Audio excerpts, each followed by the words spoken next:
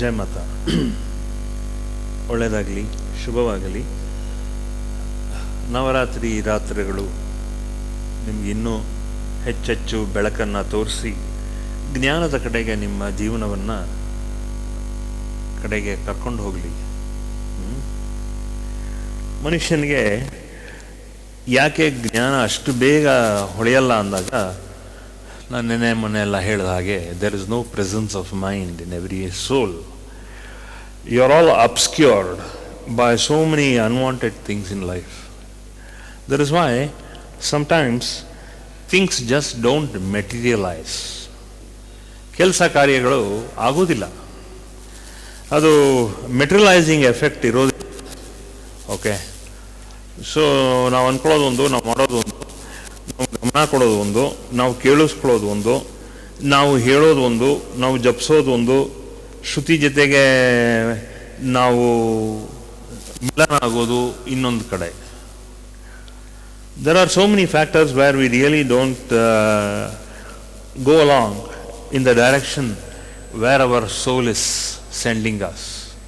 ನಮಗೇನಾಗುತ್ತೆ ಅಂದರೆ, we have been so obscured pertinently and persistently on all the unwanted things in life. ನಮಗಿಂತ importance ಪಕ್ಕದವ್ರಿಗೆ ತುಂಬ ಜಾಸ್ತಿ ಕೊಡ್ತೀವಿ ನಾವು. ಪಕ್ಕದವರು ನಮಗೆ ಇಂಪಾರ್ಟೆನ್ಸ್ ಇನ್ನೂ ಜಾಸ್ತಿ ಕೊಡ್ತಾರೆ. We are not bothered about ourselves, we are bothered more about others. And so in this process of this formation of life, our life is absolutely goes helter-skelter. ಅಂದಾಗ ಏನಾಗುತ್ತೆ, ಮನುಷ್ಯನ ಮನಸ್ಸು ಒಂದು ಕಡೆ, ಮನುಷ್ಯನ ಬುದ್ಧಿ ಒಂದು ಕಡೆ, ಮನುಷ್ಯನ ವೃತ್ತಿ ಇನ್ನೊಂದು ಕಡೆ, ಯಾವುದಕ್ಕೂ ಶ್ರುತಿ ಸೇರೋದಿಲ್ಲ. So there is no comparison, because you cannot compare. You are breathing one side, you are thinking another side, you are recognizing another side, you are recognizing the dark side of your life knowingly or unknowingly, and more so you are not concentrating on what you want in life. That is the reason life goes on and on. There is no focus in life. So ಏನಾಗುತ್ತೆ, ತಾಯಿ ಒಂದು ಕಡೆ, ತಂದೆ ಒಂದು ಕಡೆ, ನೀವೊಂದು ಕಡೆ, ನಿಮ್ಮ ಅಣ್ಣ ತಮ್ಮ ಒಂದು ಕಡೆ. So life is going helter-skelter. ಎಲ್ಲೋ ಒಂದು ಸಲ ಯಾವಾಗಲೂ ಒಂದು ಫೇಸ್ ಆಫ್ ಲೈಫಲ್ಲಿ 3 ಜನ, 4 ಜನ, 5 ಜನ ನೀವು ಶ್ರುತಿ ಸೇರ್ತೀರಿ. ಸೊ ಶ್ರುತಿ ಸೇರಿದಾಗ you will feel very good about it. Life is going your way. ಜೀವನ ಅನ್ನೋದು ನಿಮ್ಮ ದಾರಿನಲ್ಲಿ ಹೋಗ್ತಾ ಇದೆ ಅನ್ನೋ ಒಂದು ಬರುತ್ತೆ. ಇದು ಕೂಡ ಒಂದು second. Then what happens again, the whole of the process of your thinking is only based on karma, not on dharma. So when you are forming a life of yourself, because you are helter-skelter, you don't live as one family. You live in different families in your own house. Your thoughts are different, your thinking is different, your children is different. Everybody thinks differently. Okay, that is why you find things are not going well.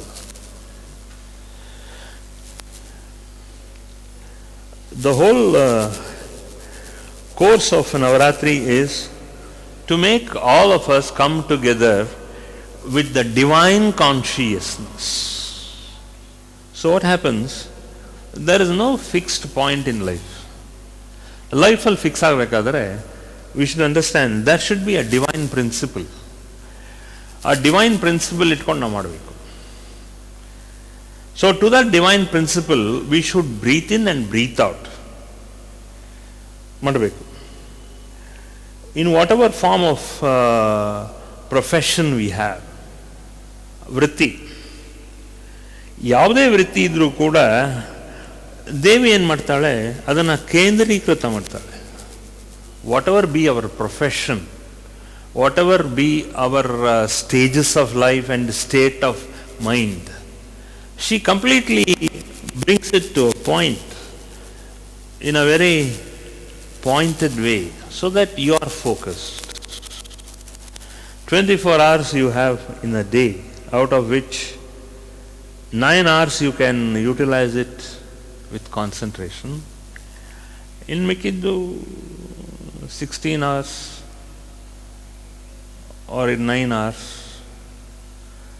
you can be anything you want, but at least 9 hours you should be concentrating that you are in the divine field of the Divine Mother. Divine Mother ಅಂದರೆ ಏನು? ಬ್ರಹ್ಮನ ತಾಯಿ, ವಿಷ್ಣುವಿನ ತಾಯಿ, ಈಶ್ವರನ ತಾಯಿ. ಬ್ರಹ್ಮ, ವಿಷ್ಣು, ಈಶ್ವರನ ತಾಯಿ. All the three put together is called as Adi Parashakti, the primordial energy. So whether you prefer Vishnu or you prefer Narayana or you prefer Adi Parashakti or you prefer any force, any god you like, but it pinpoints and goes and collects in the consciousness, in the Chaitanya. Consciousness in Sanskrit is called as Chaitanya. In this Chaitanya, you come to that point. ಹೇಗೆ ನಾವು ಎಲ್ಲೇ ಸುತ್ತಕೊಂಡು ಬಂದರೂ ಕೂಡ ಮನೆ ಅಂತ ಒಂದಿರುತ್ತಲ್ಲ, at least 9 ಗಂಟೆ ಏನಾದ್ರು ರಾತ್ರಿ ಮನೆಗೆ ಹೋಗ್ತೀವಲ್ಲ, ಮನೆಗೆ ಹೋಗಾದ್ಮೇಲೆ ಏನು ಮಾಡ್ತೀರಾ? ನಿಮ್ಮ ಫೆಮಿಲಿಯರ್ ಫೀಲ್ಡ್ಗೆ ಹೋಗ್ತೀರಾ. ನೀವು ಫೆಮಿಲಿಯರ್ ಫೀಲ್ಡ್ ಅಂತಾಗ ನಿಮ್ಮ ಮನೆಯಲ್ಲೇ ನಿಮಗೆ ಬಚ್ಚಲ ಮನೆ ಎಲ್ಲಿದೆ, ನಿಮಗೆ ಇದೆಲ್ಲಿದೆ, ನಿಮಗೆ ಬೆಡ್ರೂಮ್ ಎಲ್ಲಿದೆ, ನಿಮ್ಗೆ ಇದೆಲ್ಲಿದೆ, ಅದೆಲ್ಲಿದೆ ಅಂತ ನಿಮ್ಗೇನು ಹೇಳೋದು ಬೇಕಾಗಿಲ್ಲ. You automatically you gyrate towards it. ಆಟೋಮೆಟಿಕ್ಕಾಗಿ ನೀವು ಆ ಜಾಗಕ್ಕೆ ಹೋಗ್ತೀರಾ. ನೀವು ಮಲಗೋ ಟೈಮ್ ಒಂದು ಜಾಗ ಇದೆ, ಒಂದು ಕೂತ್ಕೊಂಡು ಧ್ಯಾನ ಮಾಡೋಕ್ಕೆ ಟೈಮ್ ಇದೆ, ಒಂದು ಟಿ ವಿ ರೂಮ್ ಅಂತ ಇದೆ, ಇದೆಲ್ಲ ಏನೋ ಮಾಡ್ತಾ ಹೋಗ್ತೀರಾ. Like that finally you zone in to that point. That primordial point is Adishakti, ವಿಷ್ಣುವಿನ ತಾಯಿ, ಮಹೇಶ್ವರನ ತಾಯಿ, ಹಾಗೂ Adi Parashakti as the great primordial energy as mother herself. ಅಲ್ಲಿ ಹೋಗಿ ನೀವು ಕೇಂದ್ರೀಕೃತವಾಗ್ತೀರ. ಸೊ ಎಲ್ಲೇ ಕೂತ್ಕೊಂಡ್ರೂ ಕೂಡ ನೀವು ಮಲ್ಕೊಳ್ಳೋದು ಆ ಒಂದು ಜಾಗದಲ್ಲಿ ಮಲ್ಕೋತೀರ. ಮಲ್ಕೊಂಡಾದ್ಮೇಲೆ ಯು ಆರ್ ಫೆಮಿಲಿಯರ್. ನೀವು ಫೆಮಿಲಿಯರ್ ಜಾಗದಲ್ಲಿ ಮಲ್ಕೊಂಡಾಗ ಏನಾಗುತ್ತೆ, ನಿಮ್ಗೆ ಚೆನ್ನಾಗಿ ನಿದ್ದೆ ಬರುತ್ತೆ. ನಿದ್ದೆ ಬಂದಾದ್ಮೇಲೆ ಬೆಳಗ್ಗೆ ಎಚ್ಚರ ಆಗುತ್ತೆ. ಸೊ ಅದಕ್ಕೆ ಅಂತ ಒಂದು ಜಾಗ ಇಟ್ಕೊಂಡಿರ್ತೀರ. ನಿಮ್ಮ ವಾಚು ಅದನ್ನೆಲ್ಲ ಇಟ್ಕೊಳಕ್ಕೆ ಒಂದು ಜಾಗ ಇಟ್ಕೊಂಡಿರ್ತೀರ. ನಿಮ್ಮ ಮೊಬೈಲ್ ಇಟ್ಕೊಳಕ್ಕೆ ಒಂದು ಜಾಗ ಇಟ್ಕೊಂಡಿರ್ತೀರ. ಮೊಬೈಲ್ಗೆ ಚಾರ್ಜ್ ಹಾಕ್ತೀರ. ಆ ಥರ ನಾವು ಕೂಡ ಒಂದಿಷ್ಟು ಹೊತ್ತು ನಮ್ಮನ್ನು ನಾವು we have to charge ourselves to our own consciousness. If we don't charge, connect the charger to our consciousness, then we go helter-skelter. ಅಂದರೆ ತಬ್ಬೀಬಾಗ್ತೀವಿ. ಕನ್ನಡದಲ್ಲಿ ಹೇಳಬೇಕಾದ್ರೆ ತಬ್ಬೀಬಾಗ್ತೀವಿ. ತಬ್ಬೀಬಾದಾಗ ಏನಾಗುತ್ತೆ ಅಂದಾಗ ತಲೆ ಓಡಲ್ಲ, ಸರಿಯಾಗಿ ಕೈ ಕಾಲು ಓಡಲ್ಲ. ತಬ್ಬೀಬಾದಾಗ ಏನಾಗುತ್ತೆ, ಎಲ್ಲಿ ಯಾವ ಥರ ನಾವು ಸ್ಪಂದಿಸಬೇಕು ಗೊತ್ತಾಗಲ್ಲ. We don't know how to act and how to react. React ಬೇಗ ಮಾಡ್ತೀವಿ, but we don't know how to act, consciously act. ಅಂದರೆ ಚೈತನ್ಯ ಮಾತ್ರ ಅಲ್ಲ, ಒಂದು ಪ್ರಜ್ಞೆ ಅವಸ್ಥೆಯಲ್ಲಿ ನಾವು ಇರೋಕ್ಕೆ ಸಾಧ್ಯ ಇಲ್ಲ. ಈಗ ರಾತ್ರಿ ಮಲಗಿರ್ತೀವಿ, ಹೋಟ್ಲಲ್ಲಿ ಮಲಗಿರ್ತೀವಿ, ಫ್ರೆಂಡ್ ಮನೇಲಿ ಮಲಗಿರ್ತೀವಿ, ಎಲ್ಲೋ ಮಲಗಿರ್ತೀವಿ. ಮಲ್ಕೊಂಡಾದ್ಮೇಲೆ ನೆಕ್ಸ್ಟ್ ಡೇ ಬೆಳಗ್ಗೆ ನಾವು ಏನು ಮಾಡ್ತೀವಿ ಅಂದರೆ, ನಾನು ಫ್ರೆಂಡ್ ಮನೇಲಿ ಮಲಗಿದ್ದೀನಿ, ನಾನು ಹೋಟ್ಲಲ್ಲಿ ಮಲಗಿದ್ದೀನಿ, ಬೇರೆ ಜಾಗದಲ್ಲಿ ಮಲಗಿದ್ದೀನಿ ಅಂದಾದ್ಮೇಲೆ ಮತ್ತೆ ಬೆಳಗಾಗಿದ್ದು ನೀವು ನಿಮ್ಮ ಕೆಲಸ ಕಾರ್ಯಕ್ರಮನ ಮುಂದೆ ಹೊರಡಿಸ್ಬೇಕು, ಮುಂದೆ ಹೋಗಬೇಕು ಅನ್ನೋತಕ್ಕಂಥ ವಿಚಾರದಲ್ಲಿ ಇರ್ತೀರ. That is you have to point and zoom in at a particular place where you are comfortable. Brahma, Vishnu, ಮಹೇಶ್ವರರು ಹಾಗೂ ದೇವಿ ಇವರೆಲ್ಲ ನಮಗೆ ಕಾನ್ಸಂಟ್ರೇಷನ್ ಆಗಿ ನಮ್ಮ ಎನರ್ಜಿನ ಒಕ್ಕೂಡಿಸ್ತಾರೆ. ನಿಮಗೆ ಬಾಯಾರಿಕೆ ಆದಾಗ ನೀರು ಕುಡಿತೀವಿ, ಇಲ್ಲ ಬಾಯಾರಿಕೆ ಆದಾಗ ಬೇರೆ ಏನಾದ್ರು ತಂಪ ಪಾನಗಳನ್ನ ತಗೊಳ್ತೀವಿ. ಅದಾದಮೇಲೆ ಏನಾಗುತ್ತೆ, ಅದು ಬಾಯಾರಿಕೆ ಆಗ್ತಾ ಬರುತ್ತೆ, ಸ್ವಲ್ಪ ಬಾಯಾರಿಕೆ ಇನ್ನೊಂದು ಸ್ವಲ್ಪ ಬಾಯಾಡಿಸ್ತೀವಿ, ಚೆನ್ನಾಗಾಗ್ತೀವಿ. So like this we have to zoom in to our energy which is our soul. ನಮ್ಮ ಆತ್ಮದ ಹತ್ರ ನಾವು ಆಗಾಗ ಹೋಗಿ ಅದನ್ನು ಮುಟ್ಟಬೇಕು. ಅದಕ್ಕೆ ಓಂ ಹೇಳಬೇಕು. ಆ ಓಂ ಹೇಳಿದಾಗ ನಾವು ಸುಮ್ಮನೆ ಬಿಡಲ್ಲ. ನಮ್ಮ ಪೂರ್ವಿಕರೆಲ್ಲ ಏನು ಹೇಳಿದ್ದಾರೆ ಅಂದರೆ, ಬರೀ ಓಂ ಹೇಳಬೇಡ ನೀನು, ಓಂ ಜೊತೆಗೆ ಓಂ ಶಿವಾಯ, ಓಂ ನಮಃ ಶಿವಾಯ, ಓಂ ನಮೋ ಭಗವತೆ ವಾಸುದೇವಾಯ ಅಂತೆಲ್ಲ ಹೇಳಿ ಕೆಲವೆಲ್ಲ ಮೂಲ ಮಂತ್ರಗಳಾಗಿ ಪ್ರಾರ್ಥನೆ ರೂಪದಲ್ಲಿ ನಮ್ಗೆ ಹೇಳಿದ್ದಾರೆ. ಆ ಪ್ರಾರ್ಥನೆ ರೂಪದಾಗ ಹೇಳಿದಾಗ then we are not out of touch with our soul. So ನಾವು ನಮ್ಮ ಆತ್ಮದ ಜೊತೆಗೆ ಕಡಾಖಂಡಿತವಾಗ್ಲೂ ನಮಗೆ ಆ ಕನೆಕ್ಷನ್ ಇದ್ದೇ ಇರುತ್ತೆ. If your phone battery goes, battery charge ಮಾಡ್ತೀರಿ.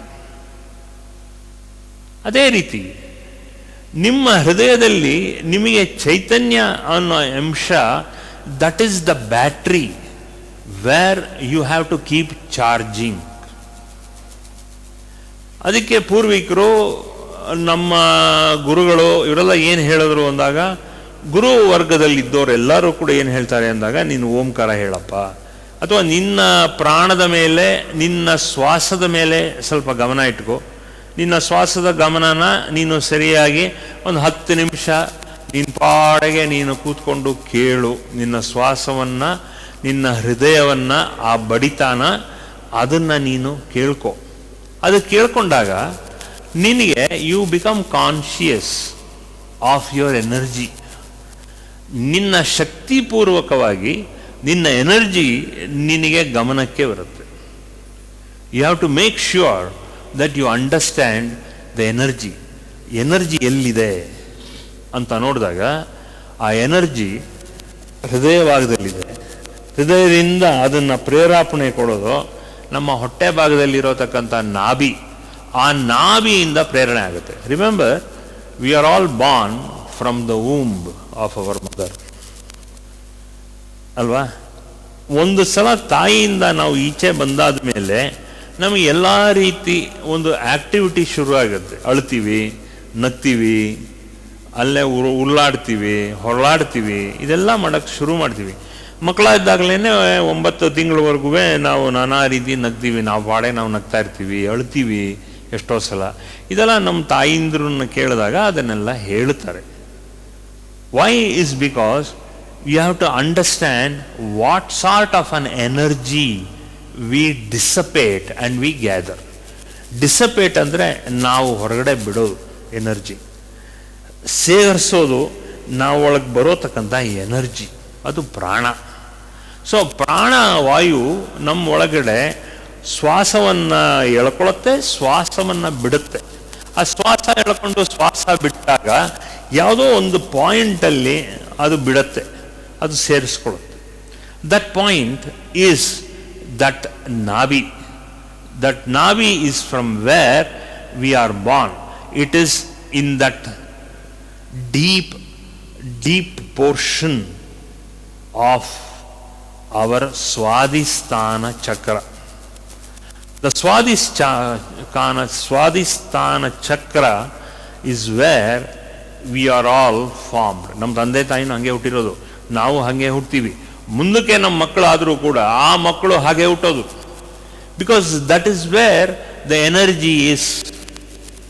So even if you look at animals, if you look at plants, more so if you look at animals, even animals also have their energy conserved in their mother's navi. So everything is preserved. The conservation of energy in each and every animal, including a human being, is conserved as a conservative in that stomach portion.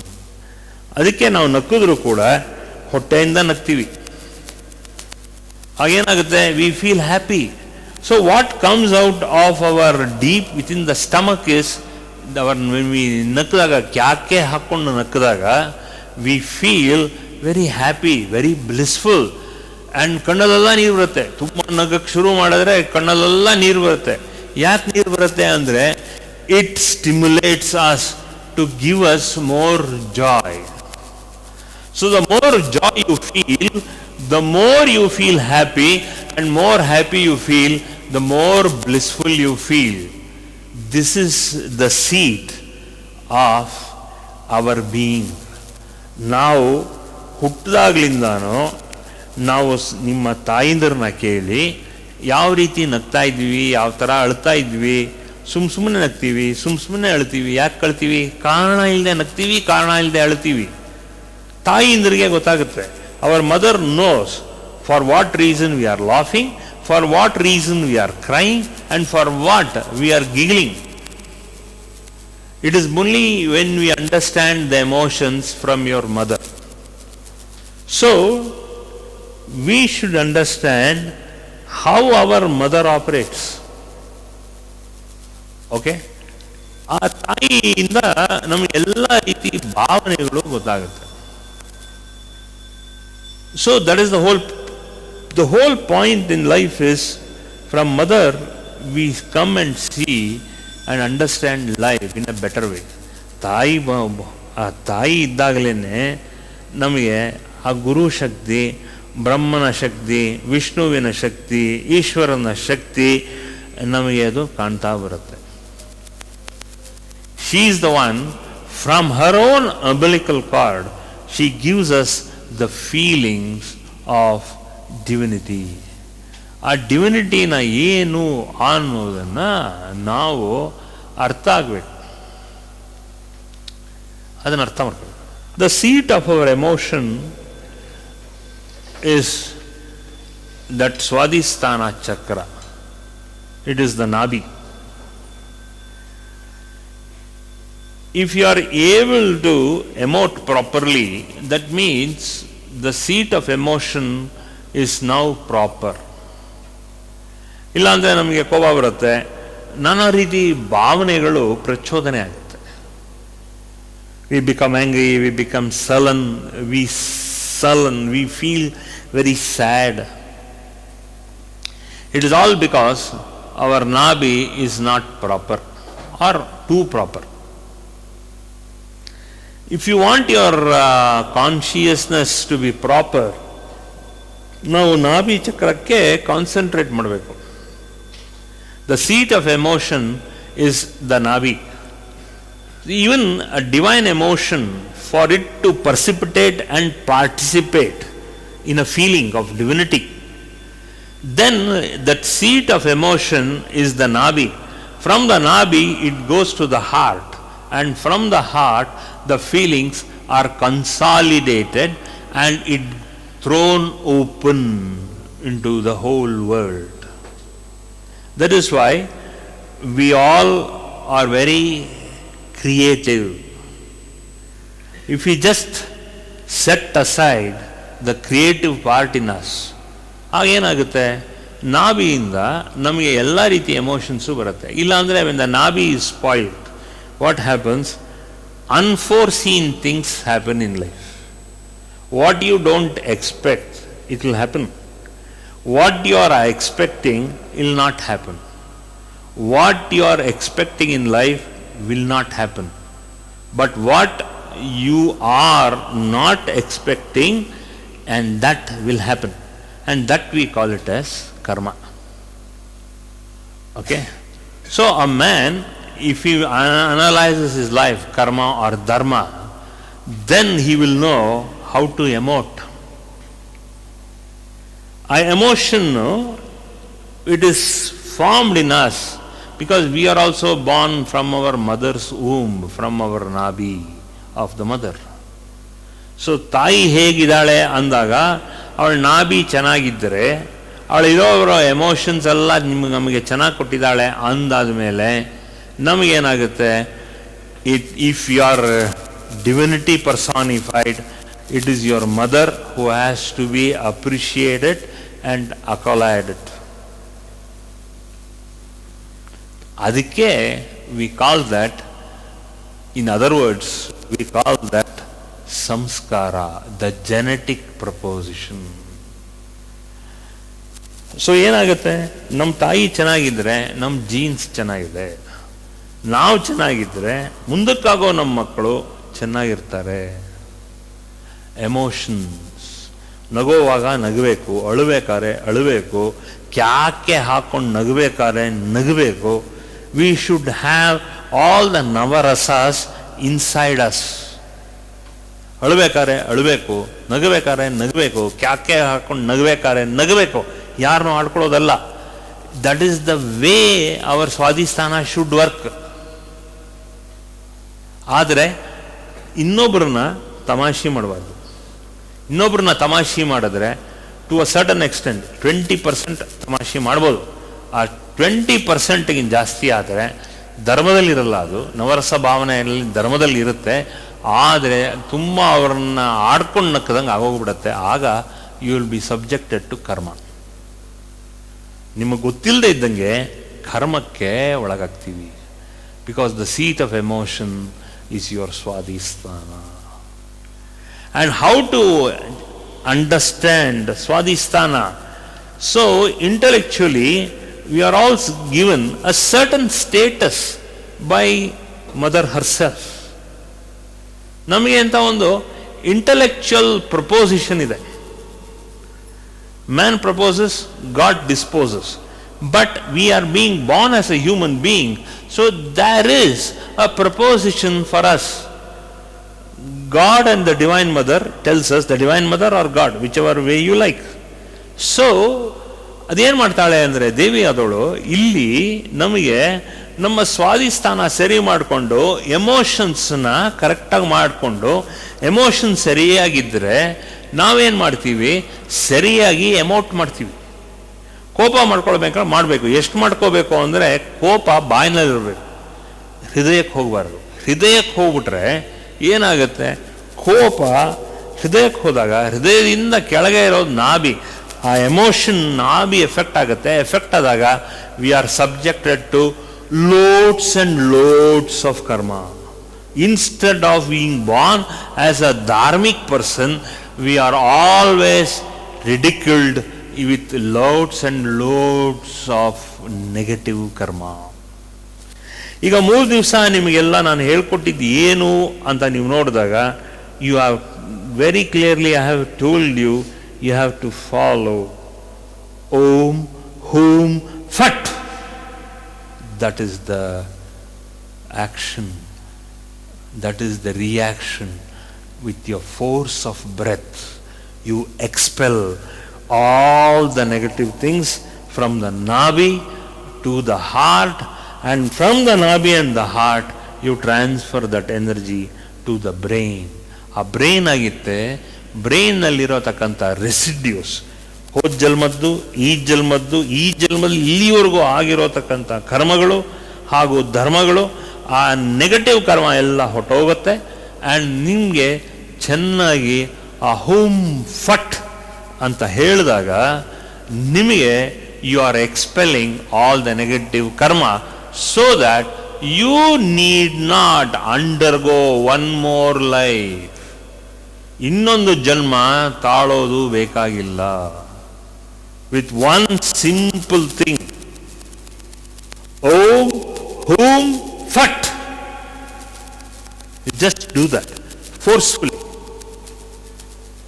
ಆಗೇನಾಗುತ್ತೆ, ನಾಭಿಯಿಂದ ಸ್ವಾಧಿಷ್ಠಾನದಿಂದ ಎದೆಗೆ ಬಂದು ಹೃದಯ, ಹಾಗೂ ಗಂಟಲಿಗೆ ಬಂದು, ಹಾಗೂ ಮೆದುಳಿಗೆ ಹೋಗಿ, then the vibration starts all around you, so you will always feel blissful, and finally that light called as the enlightening energy settles in the whole of you.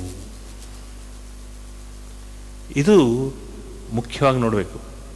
ಅದಕ್ಕೆ ಏನು ಮಾಡಬೇಕು, ಬೆಳಗ್ಗೆ ಎದ್ದ ತಕ್ಷಣ ಎಷ್ಟು ಹೇಳೋಕ್ಕಾಗುತ್ತೋ ಜೋರಾಗಿ, ಜೋರಾಗಿ ಅಂದರೆ ಏನು, ಕಿರಿಚೋ ಹಾಗಲ್ಲ, ಅದರಲ್ಲಿ ನಿಮಗೆ ಏನು ಕೆಪಾಸಿಟಿನಲ್ಲಿ ಹೇಳಕ್ಕೆ ಸಾಧ್ಯವೋ, ಓಂ ಹೂಂ ಫಟ್ ಅಂತ ಹೇಳಿದಾಗ ರೆವರ್ಬರೇಟ್ ಆಗಬೇಕು. ನಿಮ್ಮ ಸುತ್ತ ವಾತಾವರಣದಲ್ಲಿ ಇರೋ ನೆಗೆಟಿವ್ ಕರ್ಮ ಎಲ್ಲ ಈಚೆ ಹೋಗ್ತಾ ಇರಬೇಕು. So that you will get seated in the seat where Devi's. Devi ಎಲ್ಲಿ ಕೂತಿದ್ದಾಳೆ? ನಿಮ್ಮ ಸ್ವಾಧಿಷ್ಠಾನದಲ್ಲಿ ದೇವಿ ಕೂತಿದ್ದಾಳೆ. ಆ ಸ್ವಾಧಿಷ್ಠಾನದಲ್ಲಿ ಇರೋತಕ್ಕಂಥ ಈ ಜನ್ಮದ್ದು, ಹೋದ ಜನ್ಮದ್ದು, ಹಲವಾರು ಜನ್ಮಗಳದ್ದು ನೆಗೆಟಿವ್ ಕರ್ಮನ ನೀವು ತಗೊಳಕ್ಕೆ ಶುರು ಮಾಡಿದಾಗ ಆಟೋಮೆಟಿಕ್ ಆಗಿ ನಿಮಗೆ ಒಂದು ಸೆನ್ಸ್ ಆಫ್ ಲೈಟ್ ಹೆಡೆಡ್ನೆಸ್ ಬರುತ್ತೆ.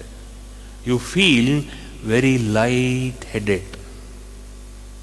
ಏನು ಭಾರ ಹೃದಯದಲ್ಲಿ ಇರಲ್ಲ, ಆದರೆ ತಲೆ ಗಿಣ್ಣುಡೋದು. ಯಾಕೆ? ಓಂಕಾರ, ಓಂ ಹುಂ ಫಟ್ ಅಂತ ಹೇಳಿದಾಗ ಆ ಎಲ್ಲ ವಲಯ ನಿಮ್ಮ ಸುತ್ತ ಆವರಿಸಿಕೊಂಡು clarity in the brain and light heartedness in the heart and all the consciousness part of you. That consciousness, ಆ ಚೈತನ್ಯ ನಮ್ಮ ಇಡೀ ದೇಹಕ್ಕೆ ಹಾಗೆ ಶುರುವಾಗುತ್ತೆ. ಏನು ಮಾಡಬೇಕು? ಸುಮ್ಮನೆ 5 ನಿಮಿಷ ನೀವು ಪಾಡೆಗೆ ಒಂದು ಏಕಾಂತದಲ್ಲಿ ಕೂತ್ಕೊಳ್ಳೋಕ್ಕೆ ಟ್ರೈ ಮಾಡಿ. ಏನೂ ಗೊತ್ತಾಗಲಿಲ್ವಾ? ಕಿವಿಗೆ ಇಯರ್ ಪ್ಲಗ್ಸ್ ಹಾಕೊಳ್ಳಿ, or have an earphone with some light reiki music, some Japanese music or something which soothens you. ಯಾವುದಾದ್ರು ಒಂದು ಮ್ಯೂಸಿಕ್, ಇಲ್ಲ ಭೀಮ್ಸೇನ್ ಜೋಶಿ, ಇಲ್ಲ ಯಾವುದಾದ್ರು ಒಂದು ಮ್ಯೂಸಿಕ್ ಹಾಕೊಳ್ಳಿ ನಿಮಗೆ ಇಂಪಾಗಿರೋಕ್ಕೆ. ನೀವು ಪಾಡಿಗೆ ನೀವು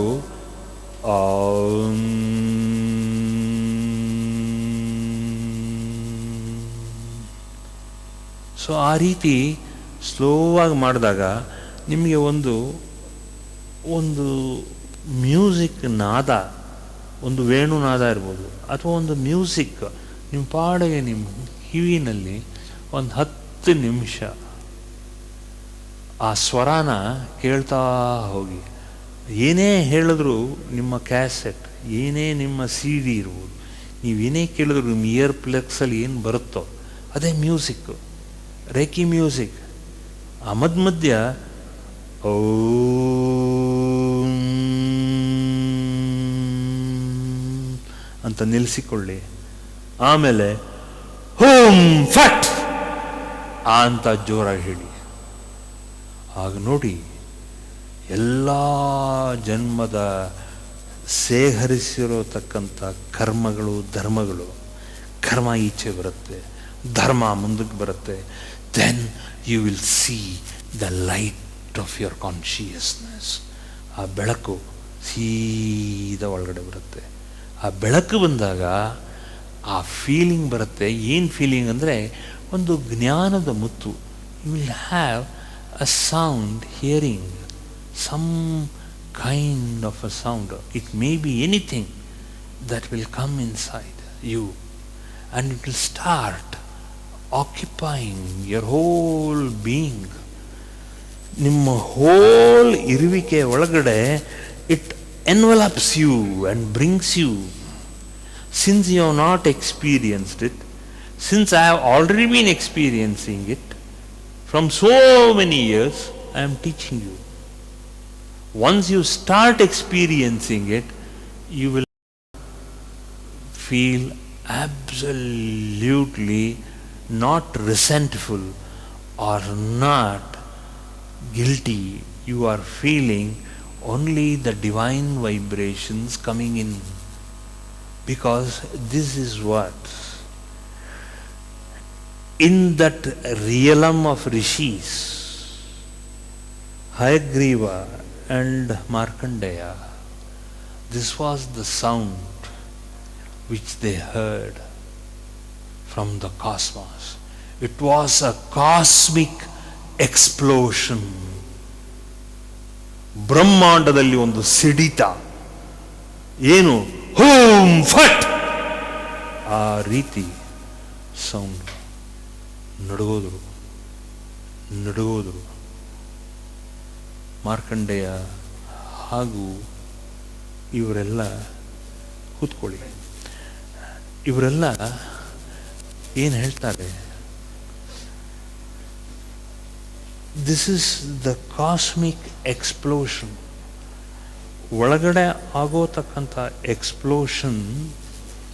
ಒಳಗಡೆ ಆಗಿರೋತಕ್ಕಂಥ ಇಂಪ್ಲೋಷನ್ ಆಗಿ ದೇವಿ ಹೊರಗಡೆ ತೋರಿಸ್ತಾ ಇದ್ದಾಳೆ. ಬೋತ್ ಮಾರ್ಕಂಡೇಯ ಆ್ಯಂಡ್ ಹಯಗ್ರೀವರು ಈ ಸೌಂಡ್ ಕೇಳಿದ ತಕ್ಷಣ ಒಳಗಡೆ ಇರೋತಕ್ಕಂಥ ಒಳಗಡೆ ಇರೋತಕ್ಕಂಥ ತಮಸ್ ಈಚೆ ಬಂತವ್ರೆ.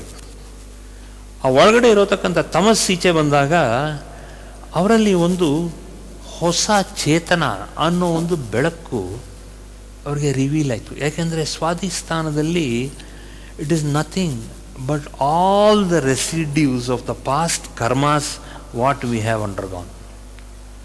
ನಮ್ದು ಇದು ಮೊದಲನೇ ಜನ್ಮ ಅಲ್ಲ, ಇದು 3ನೇ ಜನ್ಮನೋ 4ನೇ ಜನ್ಮನೋ 5ನೇ ಜನ್ಮನೋ. ಅದು ಈ ಥರ ಒಂದು ವಿಚಾರ ತಿಳ್ಕೋಬೇಕಾದ್ರೆ ಆತ್ಮ ಅಭಿವೃದ್ಧಿಯ ಒಂದು ವಿಚಾರ ಕೇಳಬೇಕಾದ್ರೆ 5ನೇ 6ನೇ ಜನ್ಮ ಇದು ನಮ್ಮದು. ಸೊ ಈ ಜನ್ಮದಲ್ಲಿ ಏನಾಗುತ್ತೆ, ದೇವಿ ಸಾನ್ನಿಧ್ಯಕ್ಕೆ ಹೋಗೋದಲ್ಲದೆ ದೇವಿಯ ಅನುಭವ ಕಣ್ಣು ಮುಚ್ಚಿಕೊಂಡು ಕೂತಾಗ ನಮಗೆ ತನಗೆ ತಾನೇ ಶುರುವಾಗುತ್ತೆ. It just requires 1-2 minutes of concentration, ಏನೂ ಬೇಕಾಗಿಲ್ಲ.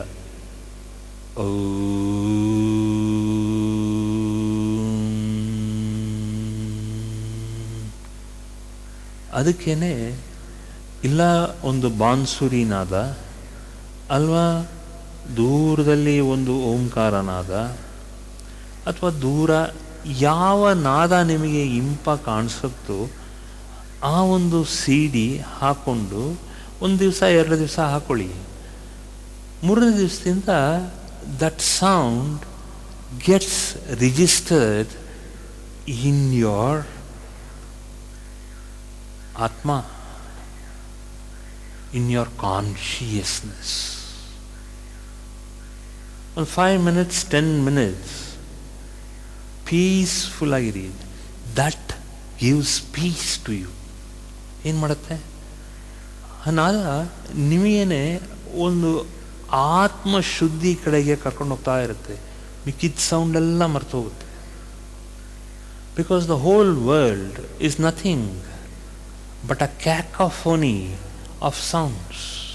ಹೊರಗಡೆ ಹೋದರೆ ವೆಹಿಕಲ್ಸ್ ಶಬ್ದ, ಒಳಗಡೆ ಕೂತರೆ ಆತ್ಮದಲ್ಲಿ ಇರೋತಕ್ಕಂಥ ಹಲವಾರು ಅಶುದ್ಧ ಶಬ್ದಗಳು ಕೇಳಿಸ್ತಾ ಇರುತ್ತೆ, ಹಲವಾರು ಥಾಟ್ಸ್ ಬರ್ತಾ ಇರುತ್ತೆ. ಯಾಕೆ ಬರುತ್ತೆ ಅಂದರೆ you are not concentrated, you are not aligning and lining up your soul to the power of the cosmic reverberation. ದೇವರಲ್ಲಿ ದೇವರು ಕೊಡತಕ್ಕಂಥ ಸ್ಪಂದನ, ಆ ಸ್ಪಂದನದಲ್ಲಿ ನಾವು ಲೀನ ಆಗಿಲ್ಲ. ಯಾಕೆಂದರೆ ಆ ಶಬ್ದ ನಮಗೆ ಕರ್ಕಶವಾಗಿ ಕೇಳುತ್ತೆ. ಯಾಕಂದರೆ ಎನಿ ಸ್ಮಾಲ್ ಸೌಂಡ್, ಅದಕ್ಕೆ we call it as pin drop silence. When even a small pin falls on the ground, we should be sensitive and subtle enough to hear that sound. ಆ ಥರ we should be tuned. That is called as the sound of the cosmic or the sound of the cosmos. Look at how many planets around us are vibrating. We don't see them. But there are a lot of telescopes where we can see them rotating. They are going on their own axis, but we are not hearing any sound. Why is it? Because we cannot hear the subtle sound. ಸೂಕ್ಷ್ಮ ಶಬ್ದಗಳು ಕೇಳಿಸಲ್ಲ. ಅದರ ಬದಲು ನಾವು ಹೊರಗಡೆ ಹೋದ ತಕ್ಷಣ vehicle sound, ಆ sound, ಈ ಸೌಂಡ್ ಎಲ್ಲ ಕೇಳುತ್ತೆ. And we are so use to it, not in this life, from many lives we are used. That is why when you go on a holiday, you go to a small place where there is no external sound. So you feel so quiet, so peaceful. Why? When you feel that quietness, you will automatically incur that peaceful ಆಗಿದೆ. ಏನು 5 ನಿಮಿಷ ಮನೆಯಲ್ಲಿ ಕೂತ್ಕೊಳ್ಳಿ, ಸೌಂಡೆಲ್ಲ close ಮಾಡ್ಕೊಳ್ಳಿ, ಒಂದು ದೂರದಲ್ಲಿ ಒಂದು ಓಂಕಾರ ಹಾಕ್ಕೊಳ್ಳಿ. ಓಂಕಾರ ಹಾಕ್ಕೊಂಡು ಸುಮ್ಮನೆ ಕೂತ್ಕೊಳ್ಳಿ. ಆ ಓಂಕಾರ ಹಾಕ್ಕೊಂಡು ಕೂತ್ಕೊಂಡಾಗ that sound you will find it very unfamiliar. ತುಂಬ ನಿಮಗದು ಅರ್ಥ ಆಗಲ್ಲ ಆ ಶಬ್ದ. ಯಾಕೆ ಅಂದರೆ your own soul is vibrating in that frequency. Since you have not heard from the moment you are born, as well as from the moment you are born in your previous life, if any, you are not used to that sound of silence.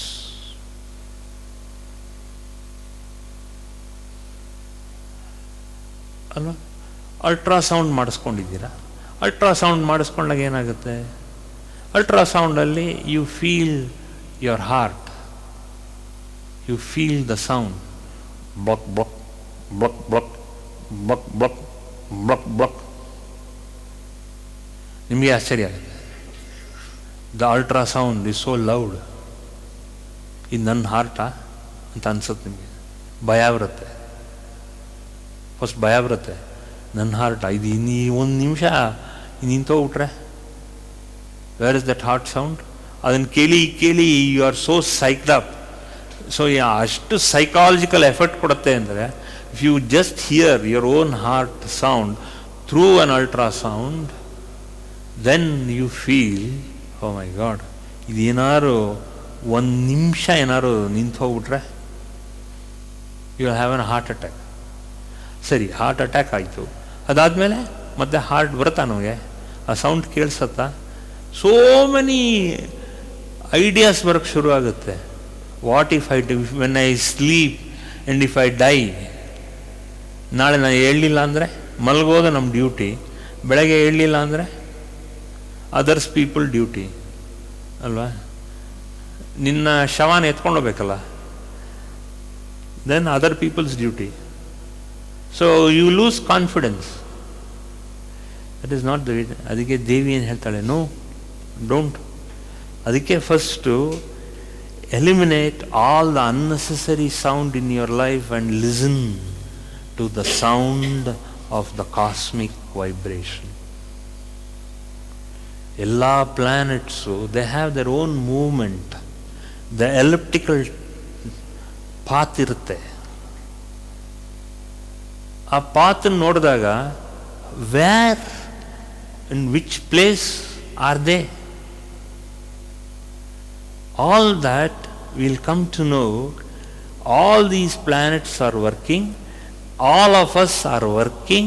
It is only because of the supreme will of God. A supreme will power, a will of God ಗೆ ನಾವು ಬಂದಾಗ, ಆ ವಿಲ್ಲಿಂದಾನೆ ನಮ್ಮ brain ಚಾಲು ಆಗ್ತಾ ಇದೆ, ನಮ್ಮ heart ಚಾಲು ಆಗ್ತಿದೆ, ನಮ್ಮ ಬಾಡಿ ಚಾಲು ಆಗ್ತಿದೆ. Every part of us is working either in a systolic way or a diastolic way. Each part is energy. We are all energy bound in our life. ಈ ಎನರ್ಜಿ ಬೌಂಡನ್ನ ನಾವು ಬೇಸಿಕ್ ಅರ್ಥ ಮಾಡ್ಕೊಳ್ಳೋದು ನಮ್ಮ ಧರ್ಮ. That is what we call it as ಧರ್ಮ. So we are energy bound. We are all energy bound conscious people, and we are human beings who are energy bound. ಈ energy bound ಇಲ್ಲದೆ ಇದ್ದರೆ our brain does not work, our throat does not work, our eyes don't see, our nose doesn't smell, our tongue doesn't speak. Everything is conscious because of this wonderful cosmic energy, and that cosmic energy we call it as God. There is no Rupa, Nirvighna Rupa. And any form of God you want to worship, ಯಾವುದೇ ದೇವತಾ ರೂಪನ ನೀವು occupy ಮಾಡಿದ್ರೆ, ನೀವು ಪ್ರಾರ್ಥನೆ ಮಾಡಿದ್ರೆ, ಆ ರೂಪ ನಿಮಗೆ ಸ್ಪಂದಿಸಕ್ಕೆ ಶುರು ಆಗುತ್ತೆ. You will start vibrating with that frequency of whatever God you have prescribed or what the rishis have prescribed for you. ಅದೇ ನಮ್ಮಲ್ಲಿ ಕುಲ ಗೋತ್ರ ಅಂತೆಲ್ಲ ಹೇಳಿ ಇಂತಿಂಥ ಕುಲ ಇಂತಿಂಥ ಗೋತ್ರದಲ್ಲಿ ನಾವು ಸಂಕಲ್ಪ ಎಲ್ಲ ಮಾಡಿಕೊಂಡು ಇದನ್ನು ಆ ಸಂಕಲ್ಪ ಮಾಡಿದಾಗ we tune ourselves to that frequency of the cosmic energy and we sustain pure conscious energy. ಇದು ನಮ್ಮ ಧರ್ಮ.